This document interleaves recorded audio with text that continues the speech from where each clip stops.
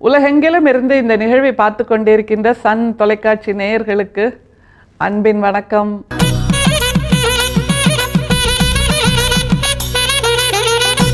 பொதுவாக நாம் நிறைய துறவிகள் அல்லது குருமார்கள், ஞானிகள் இவங்களையெல்லாம் சமீபத்தில் பார்க்குறோம். நம்முடைய வாழ்க்கையிலும் நம்முடைய சமூகத்திலும் இப்போதும் அந்த மாதிரியான ஆளுமைகள் இருக்கிறார்கள். அவங்களுக்கெல்லாம் அவங்களோட பூர்வீக பேரை சொல்லி கூப்பிட்டா கொஞ்சம் கோவம் வந்துடும். என்ன அந்த பேர் சொல்லி கூப்பிடாதீங்க, என்னுடைய பட்ட பெயர் சொல்லி கூப்பிடுங்க அப்படின்னு சொல்கிறது தான் அவர்களுடைய வழக்கம். ஆனால் நம்முடைய வள்ளல் பிரான் இருக்கார்ல, அவர் இந்த மாதிரி என்ன சொல்லாதீங்க, என்னுடைய பூர்வீக பெயரை சொல்லி சொல்லுங்க, எனக்கு பட்ட பெயர்லாம் வேண்டாம், வள்ளலாருங்கிற பெயர் எனக்கு வேண்டாம் அப்படின்னு சொல்லியிருக்கார். அதை தவிர அன்றைக்கு ஒரு சன்மார்க்கி வள்ளல் பிரானை போன்ற உருவத்தை ஒரு மண்ணால் செய்த பொம்மையாக கொண்டு போய் அவர்கிட்ட கொடுத்தப்போ அவர் பாராட்டுவார்னு நினச்சிட்டு இருந்திருக்காங்க எல்லாரும். ஆனால் வள்ளல் பிரான் சிதம்பரம் ராமலிங்கம் என்று மட்டுமே தன்னை அழைத்து கொண்ட வள்ளலார் என்ன தெரியுமா செஞ்சிருக்காரு? இப்படியாக என்னை உருவத்தில் செதுக்காதீர்கள், இந்த உருவத்தை வழிபடாதீர்கள், என்னை இயல்பான மனிதனாக இருக்க விடுங்கள் அப்படின்னு சொல்லி அந்த மண் பொம்மையை போட்டு உடைத்திருக்கிறார் என்பது அவருடைய வரலாறு. அந்த அளவுக்கு தன்னை ஒரு உயர்ந்த பிறவியாக யாரும் வணங்கி விடக்கூடாது அப்படிங்கிறதுல அவர் தெளிவாக இருந்திருக்கார். அதை பற்றி சொல்லுகின்ற ஒரு பாடலைத்தான் நம்ம பார்க்க போகிறோம். நானும் உங்களை போல தான்ப்பா, எனக்கு தனியாக தலைக்கு மேலே ஒரு ஒளிவட்டம் கிடையாது, எனக்கு தோளில் 2 சிறகு கிடையாது, நான் அப்படியே பறந்து போகலை, நானும் உங்களை மாதிரி தான் சாப்பிட்றேன், உங்களை மாதிரி தான் தண்ணி குடிக்கிறேன், உங்களை மாதிரி தான் தூங்குறேன் அப்படின்னு தன்னை இயல்பான மனிதராக காட்டிக்கொண்ட அந்த வள்ளல் பிரானை, அவருடைய வாழ்க்கையை விதந்தோத்துவது நம்முடைய கடமையாகிறது. அவர் தன்னை எளியவனாகவே சொல்லி கொண்டிருக்கக்கூடிய ஒரு பாடலைத்தான் நம்ம இன்னைக்கு பார்க்க போகிறோம். அப்படியே விதிர்த்து போகிறது அப்படின்னு ஒரு வார்த்தையை சொல்லுவோம். இப்படி கூட ஒரு எளிமையாக இருக்க முடியுமா? இப்படி கூட ஒரு நல்ல நெஞ்சத்தோடு இருக்க முடியுமா? கொஞ்சம் கூட எதேச்சாதிகாரம் இல்லாமல், ஆணவம் இல்லாமல், கர்வம் இல்லாமல், நான் உங்களையெல்லாம் விட உயர்ந்தவன், நான் சொல்லுகிறேன், நீங்கள் கேட்க கடமைப்பட்டவர்கள் அப்படிங்கிற சிந்தனை இல்லாமல் எளியவராக இருக்கக்கூடிய வள்ளல் பிரான், அவரை பற்றி அவரே பாடிய ஒரு பாடல். சன்மார்க்க சங்கத்தீர் சிற்றடியேன் உமது தாழ் வணங்கி சாற்றுகிறேன், தயவினோடும் கேட்பீர், என் மார்க்கத்தில் என்னை உமக்குள் ஒருவன் எனக் கொள்வீர், எல்லாம் செய்வல்லன் நம் இறைவனையே தொழுவீர், புன்மார்க்கத்தவர் போலே வேறு சில புகன்றே பந்தி மயக்கமடையாதீர், பூரண மெய்ச்சுகமாய் தன்மார்க்கமாய் விளங்கும் சுத்த சிவம் ஒன்றே. சிற்றடியேன் அப்படின்னு ஆரம்பிக்கிறார். அதாவது நான் உங்களையெல்லாம் விட, உங்களுடைய தாளை விட, உங்களுடைய காலடியை விட நான் ரொம்ப சின்னவன், உங்க காலடியை வணங்கி நான் கேட்கின்றேன், தாழ் வணங்கி சாற்றுகின்றேன் அப்படின்னா இந்த 2 வார்த்தை சிற்றடியேன்னு சொல்றாரு, தாழ் வணங்கி சாற்றுகின்றேன், உங்க காலை பிடிச்சி கெஞ்சி கேட்டுக்கிறேன் அப்படின்னு சொல்றாருன்னா எப்படிப்பட்ட உயர்வு தன்மை நம்முடைய வள்ளல் பிரானோட மனசுல இருக்குங்கிறத பாருங்க. திருவள்ளுவர் சொன்னார்ல, பணியுமாம் என்றும் பெருமை அப்படின்னு. அதற்கான ஒற்றை விளக்கமாக யார் இருக்கிறார் என்றால் நம்முடைய வள்ளல் பிரான் இருக்கிறார் என்று நிச்சயமாக சொல்லலாம். சிற்றடியேன் நாம கூட சொல்ல மாட்டோங்க, நமக்கு கூட கொஞ்சம் ஆணவம் இருக்கும். யாரு நினைச்ச நீ என்ன அப்படின்னு ஒரு வார்த்தையை குரலை உயர்த்தி கேட்டுருவோம் சர்வசாதாரணமாக. யாராவது நம்மளை மிரட்டினாங்கன்னா, இரு எனக்கு அவரை தெரியும், எனக்கு இவரை தெரியும், நான் ஃபோன் பண்ணுறேன் பாரு, நீ என்னை மிரட்டுறியா, அவர் உன்னை கேள்வி கேட்பார் பாரு அப்படின்னு நாம் உடனே நம்ம மொபைல் ஃபோனில் கான்டாக்டை தேட ஆரம்பிச்சிருவோம். ஆனால் வள்ளல் பிரான் சிற்றடியேன் அப்படின்னு தன்னை சொல்லிக் கொள்கிறார். தாழ் வணங்கி சாற்றுகிறேன்னு மற்றவங்க காலை பிடிச்சி கேட்டுக்கிறேன் அப்படின்னு சொல்கிறாருன்னா இந்த எளிமைத்தன்மை, இந்த பண்பு, இந்த விழுமியம், இந்த அறம், இதனால்தான் அவர் வள்ளல் பிரானாக உயர்ந்து நிற்கிறார். வேற என்ன சொல்றார் பாருங்க, என் மார்க்கத்தில் என்னை உமக்குள் ஒருவன் எனக் கொள்வீர். என் மார்க்கத்தில்னு சொல்றார். அவர் தான் உருவாக்கினது சன்மார்க்கம்.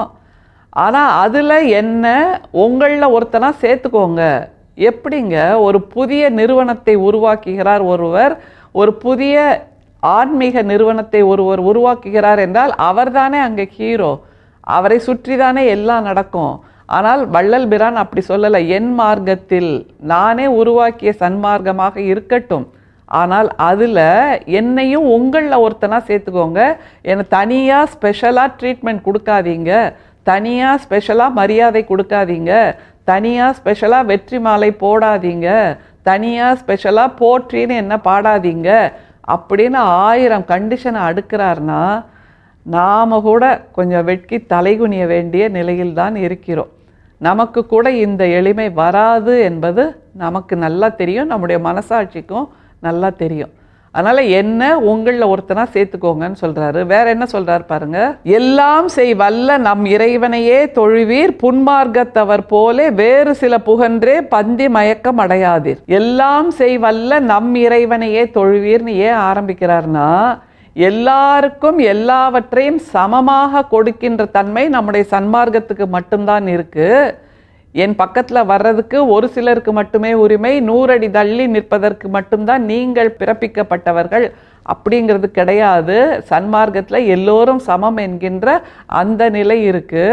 அதை விட்டுட்டு புன்மார்க்கத்தவர் போல வேற சில கதையெல்லாம் கேட்டு நீங்கள் பந்தி மயக்கம் அடையாதீர் அப்படிங்கிறார். பந்தி மயக்கம்னு சில நூல்களில் இருக்குது, புந்தி மயக்கம்னு சில நூல்களில் இருக்குது. ரெண்டுமே சரியான வார்த்தை தான். புந்தி மயக்கம்னா புத்தி மயக்கம் அடையாதீர்கள், மூளை குழம்பி போயிடாதீங்க, தெளிவில்லாமல் போயிடாதீங்க அப்படின்னு அர்த்தம்.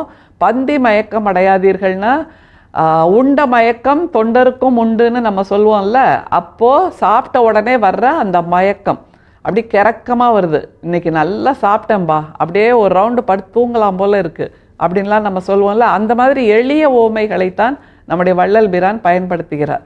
அதனால் மற்ற புன்மார்க்கத்தவர்னு மற்றவங்களை சொல்கிறார்.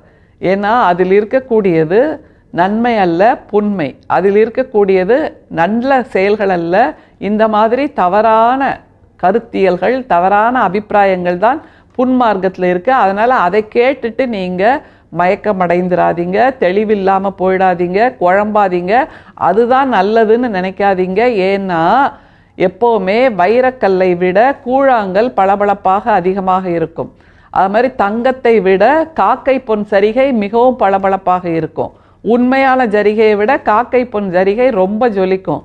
அந்த மாதிரி காக்கை பொன் ஜரிகையாக இருக்கக்கூடிய புன்மார்க்கத்தவரை நீங்கள் கேட்டு மயங்கி விடாதீர்கள் அப்படின்னு தெளிவாக சொல்கிறார். எப்படி நிறைவு செய்கிறார் பாருங்க. பூரண மெய்ச்சுகமாய் தன்மார்க்கமாய் விளங்கும் சுத்த சிவம் ஒன்றே. பூரண மெய்ச்சுகம், அதுதான் ரொம்ப முக்கியமான வார்த்தை. சுத்த சிவமோட சிறப்பு என்னன்னா பூரண மெய்ச்சுகம். அது ஆல் இன்க்ளூசிவ், ஹோலிஸ்டிக். அதில் உங்களுக்கு கொஞ்சம் கிள்ளி கொடுக்குறேன், உங்களுக்கு கொஞ்சம் நிறைய கொடுக்குறேன், நீங்கள் என் பக்கத்தில் வாங்க, நீங்கள் என் பக்கத்தில் வராதீங்க, இந்த மொழியில் மட்டும் எனக்கு வழிபாடு பண்ணுங்க, உங்கள் மொழியெல்லாம் தூரம் எடுத்துகிட்டு போங்க, இவர் மூலமாக மட்டுமே நீங்கள் என்னை அடையலாம், இவர் மூலமாக மட்டுமே நீங்கள் என் காதில் பேசலாம், இவர் மூலமாக மட்டுமே நீங்கள் என் பக்கத்தில் வரலாம் என்கின்ற அந்த 3ஆம் நபருக்கான இடம் சன்மார்க்கத்தில் இல்லை. நாமே நேரடியாக இறையை உணரக்கூடிய தன்மை அதில் இருக்கிறது என்பதுதான் சன்மார்க்கத்தின் சிறப்பு. அப்படிப்பட்ட ஒரு நன்மார்க்கத்தை உருவாக்கிய வள்ளல் பிரான் புன்மார்க்கத்தில் நீங்கள் விழுந்து விடாதீர்கள், என்னையும் அந்த மாதிரி கேட்டு கேட்டு கதைகளை கேட்டு கேட்டு விலக்கி வைத்து அல்லது போற்றி பாடி உயர்த்தி விடாதீர்கள் என்று சொல்கிறார். என்றால் எப்படிப்பட்ட சித்தாந்தம் நமக்கு கிடைத்திருக்கிறது? இதை விடுத்து நாம் ஏன் வேறு பாதையில் செல்ல வேண்டும்? நமக்கு கிடைத்திருப்பது ராஜபாட்டை, சன்மார்க்கம் என்கின்ற ராஜபாட்டை. அதை விடுத்து நாம் கல்லும் முள்ளுமாக இருக்கக்கூடிய புன்மார்க்கத்திலேயே நடந்து கொண்டிருக்கிறோம். அதுதான் சிறப்பு என்பதாக நினைத்து கொண்டு புன்மார்க்கத்தை கைவிடுவோம், சன்மார்க்கத்தில் திளைப்போம். அருட்பெரும் சோதி, அருட்பெரும் சோதி, தனிப்பெரும் கருணை, அருட்பெரும் சோதி. மீண்டும் சந்திப்போம். நன்றி, வணக்கம்.